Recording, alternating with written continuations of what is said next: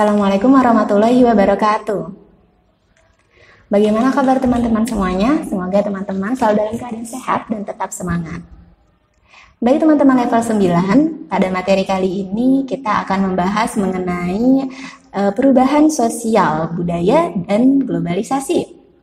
Nah, tapi sebelum kita menjelaskan lebih jauh, teman-teman harus tahu dulu makna dari perubahan itu sendiri apa. Nah, kehidupan itu pasti selalu mengalami perubahan ya teman-teman. Perubahan itu sendiri adalah keadaan berbeda dengan sebelumnya. Ketika berbicara tentang perubahan, pasti kita akan selalu membandingkan. Misalnya, seseorang bisa dikatakan berubah jika dia mengalami perbedaan sifat misalnya. Dulu seperti ini, sekarang seperti itu. Nah, di situ kita sudah membandingkan apa? Membandingkan sifat dari si dia misalnya, dari si orang tersebut. Maka sesuatu bisa dikatakan berubah jika kita awalnya tahu seperti apa dan sekarang seperti apa.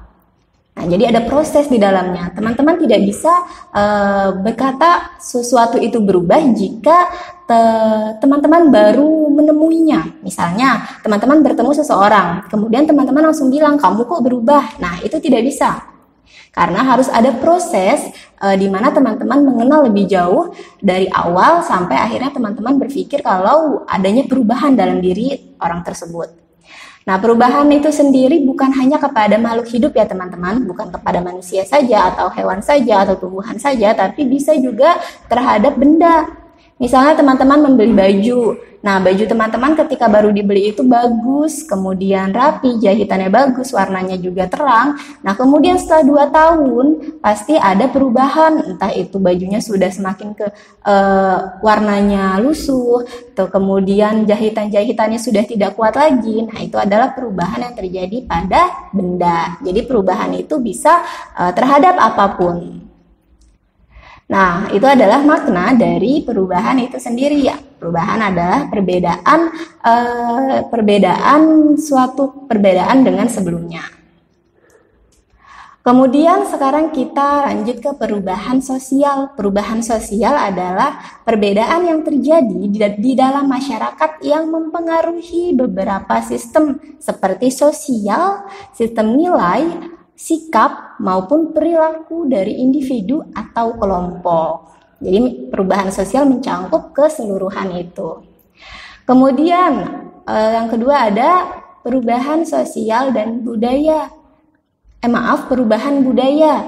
Perubahan budaya ini adalah ketika masyarakat yang semula sama dalam kebudayaannya sekarang menjadi beraneka ragam kebudayaan. Nah, perubahan itu sendiri terjadi nggak secara tiba-tiba, tapi ada faktor penyebabnya. Faktor penyebab dari perubahan adalah yang pertama faktor internal. Faktor internal artinya faktor yang terjadi di dalam. Di sini maksudnya di dalam adalah di dalam lingkup masyarakatnya. Contohnya dari faktor internal adalah perubahan dari sistem masyarakat. Kemudian yang kedua ada faktor eksternal. Faktor eksternal adalah faktor yang terjadi di luar lingkup masyarakat. Contohnya adalah misalnya bencana alam. Loh, kok bencana alam bisa menjadi penyebab perubahan sosial? Tentu aja bisa ya teman-teman. Misalnya suatu daerah dilanda bencana. Yang tadinya daerah tersebut bagus, kemudian banyak gedung-gedung tinggi dan sebagainya, tempat-tempat tinggalnya juga tersusun rapi. Nah, ketika ada gempa melanda misalnya, kemudian seketika wilayah tersebut menjadi rata dengan tanah. Nah, itu merupakan perubahan sosial yang dialami yang disebabkan oleh faktor eksternal yaitu bencana alam. Kemudian selanjutnya tadi ada penyebab perubahan sosial, sekarang ada penghambat dari perubahan sosial. Yang pertama adalah kurangnya interaksi dengan dunia luar. Kemudian yang kedua ada lambatnya ilmu pengetahuan. Yang ketiga ada sikap masyarakat yang masih tradisional. Dan yang keempat adalah prasangka terhadap hal-hal baru. Jadi selalu berprasangka negatif terhadap hal-hal yang baru. Misalnya kalau ada hal-hal yang baru, berpikir kalau hal-hal tersebut akan merusak kebudayaannya. Nah, itu bisa menjadi faktor penghambat dari perubahan sosial itu sendiri. Kemudian selanjutnya ada bentuk-bentuk dari perubahan sosial. Yang pertama adalah perubahan cepat. Nah, contoh dari perubahan cepat adalah perkembangan sarana telekomunikasi. Nah, misalnya aplikasi yang ada di handphone teman-teman ini kan selalu update ya. Yang tadinya WhatsApp tidak bisa begini, sekarang sudah bisa banyak fiturnya. Yang tadinya Instagram tidak ada story, sekarang sudah ada story Instagram dan sebagainya. Nah, ini adalah perubahan yang berlangsung cepat dan mudah diterima oleh masyarakatnya. Kemudian ada juga perubahan yang sifatnya lambat. Contohnya adalah perubahan Indonesia dari negara jajahan ke negara merdeka. Nah, ini adalah contoh perubahan lambat karena butuh proses yang sangat lama di dalamnya, tidak bisa langsung. Kemudian selanjutnya bentuk-bentuk lainnya ada perubahan besar. Perubahan besar adalah perubahan yang dirasakan oleh masyarakat secara menyeluruh. Misalnya di negara Indonesia. Nah, perubahannya itu bisa dirasakan oleh warga dari Indonesia, tidak hanya wilayah tapi satu warga Indonesia. Contohnya adalah perubahan kepala negara atau presiden. Nah, ini kan perubahannya dirasakan oleh seluruh masyarakat di Indonesia. Kemudian ada juga perubahan kecil. Perubahan kecil itu perubahan yang dirasakan atau perbedaan dari diri sekelompok atau individu. Contohnya adalah perubahan fashion, kemudian bentuk rambut, bahasa, dan sebagainya. Nah, kalau tadi adalah perubahan makna dan definisi mengenai perubahan, sekarang kita ke globalisasi. Nah, globalisasi ini sama halnya dengan perubahan tadi sosial dan budaya. Bedanya adalah globalisasi itu kan berasal dari kata globe. Globe itu teman-teman tahu ya, globe. Globe merupakan peta dunia yang berbentuk bola. Kemudian dari kata globe ini mendapatkan kata global yang artinya mendunia. Nah, artinya globalisasi ini merupakan perubahan yang mendunia dan tidak mengenal batas wilayah. Nah, tadi kalau sosial budaya itu kan hanya lingkup suatu wilayah, suatu kebudayaan, tapi kalau globalisasi ini adalah perubahan yang dirasakan mendunia oleh semua orang yang ada di dunia. Nah, globalisasi ini memiliki dampak positif dan negatif. Yang pertama di bidang ekonomi. Dampak positif yang dirasakan di bidang ekonomi adalah menambah sumber devisa. Nah, untuk devisa sendiri kita sudah pelajari di kelas 8. Semoga teman-teman masih ingat ya.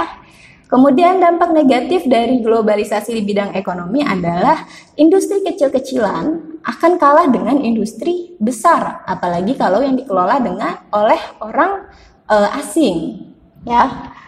Kemudian yang kedua adanya di bidang sosial budaya ada perubahan positif. Perubahan positifnya adalah budaya lokal mulai dikenal di luar negeri. Namun ada negatifnya juga, yaitu adanya culture shock atau masyarakat merasa bingung serta geger terhadap budaya baru yang datang ke Indonesia karena banyaknya perbedaan. Nah, itu adalah culture shock. Kemudian selanjutnya di bidang politik.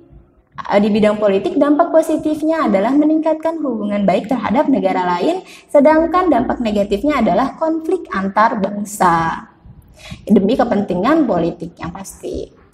Nah, selanjutnya yang terakhir ada upaya untuk menghadapi globalisasi. Bagaimana caranya supaya walaupun globalisasi itu datang, namun kita bisa tetap tidak ikut dampak negatifnya.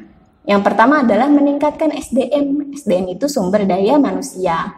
Sumber daya manusia merupakan proses memberdayakan manusia sebagai tenaga kerja yang secara manusiawi. Salah satu cara menghadapi globalisasi adalah dengan menyiapkan sumber daya yang berkualitas. Sumber daya manusianya tentu harus berkualitas. Nah, dengan cara apa? Misalnya yang sudah negara siapkan, yaitu wajib belajar selama 12 tahun dari SD sampai SMA. Kemudian membangun adanya lembaga-lembaga pendidikan lainnya. Kemudian yang kedua, berpegang teguh terhadap norma sosial. Nah, salah satu contoh norma adalah norma agama. Jadi setiap kegiatan apapun yang kita lakukan harus berpegang teguh terhadap norma-norma. Misalnya tadi contohnya adalah norma agama. Sudah waktunya masuk sholat zuhur. Nah, teman-teman harus langsung sholat zuhur. Karena apa? Karena teman-teman tahu bahwa sholat itu wajib. Kemudian selanjutnya adalah menumbuhkan sikap bangga terhadap identitas bangsa. Contohnya adalah menggunakan produk-produk dalam negeri seperti yang sudah teman-teman lakukan di pekan kegiatan ketika teman-teman menggunakan bahan-bahan yang berasal dari Indonesia. Baik teman-teman, untuk materi hari ini sudah cukup. Semoga ilmu yang Ustazah berikan bisa bermanfaat untuk diri sendiri maupun lingkungan. Terima kasih. Wassalamualaikum warahmatullahi wabarakatuh.